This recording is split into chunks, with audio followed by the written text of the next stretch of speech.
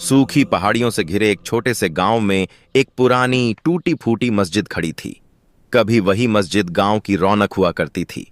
पांचों वक्त नमाजियों की कतारें लगती थीं। बच्चे कुरान पढ़ते थे और बुजुर्ग लोग अल्लाह की इबादत में मशगूल रहते थे। लेकिन वक्त बदला। लोग रोजगार के लिए शहरों की ओर चले गए। मस्जिद की दीवारों में दरारें पड़ गईं।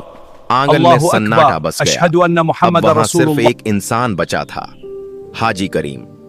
सफेद दाढ़ी, झुकी कमर और हाथ में एक पुरानी लकड़ी की लाठी।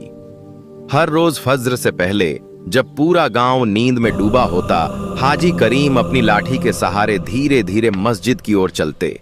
ठंडी हवा चलती, आसमान हल्का नीला होता और उनके कदमों की आहट सुनसान गलियों में गूंजती। मस्जिद पहुंचकर वे खड़े होते और कांपती हुई आवाज में अजान देते। आवाज कमजोर थी मगर दिल सच्चा था। गांव में अब कोई नमाज के लिए नहीं आता था।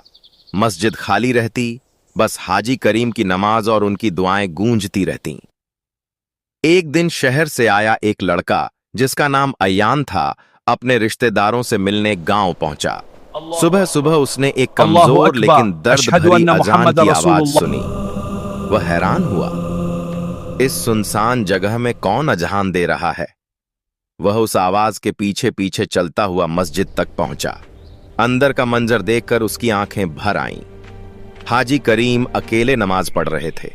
सजदे में उनकी आंखों से आंसू गिरकर जानमाज को भिगो रहे थे। नमाज के बाद अय्यान ने धीरे से पूछा, बाबा, यहां तो कोई आता नहीं, फिर आप रोज अजान क्यों देते हैं? हाजी करीम ने हल्की मुस्कान के साथ जवाब दिया, बेटा, मैंने 30 साल अजान दी है। लोग आएं या ना आएं, इससे क्या फर्क पड़ता है? अल्लाह तो हर आवाज सुनता है। ये शब्द अय्यान के दिल में उतर गए। अगली सुबह जब हाजी करीम अजान देने खड़े हुए तो उन्होंने देखा कि अय्यान उनके पीछे नमाज के लिए खड़ा है। धीरे धीरे 2 लोग और आए, फिर 5, फिर 10। मस्जिद में फिर से रौनक लौटने लगी। लेकिन एक सुबह अजान की आवाज नहीं आई। अय्यान घबराकर मस्जिद की ओर दौड़ा। अंदर जाकर देखा, हाजी करीम सफेद चादर में लेटे थे। चेहरे पर सुकून था, जैसे गहरी नींद में हों। वे अपने रब के पास लौट चुके थे। उस दिन मस्जिद लोगों से भरी हुई थी। अय्यान की आंखों में आंसू थे, लेकिन दिल में हिम्मत।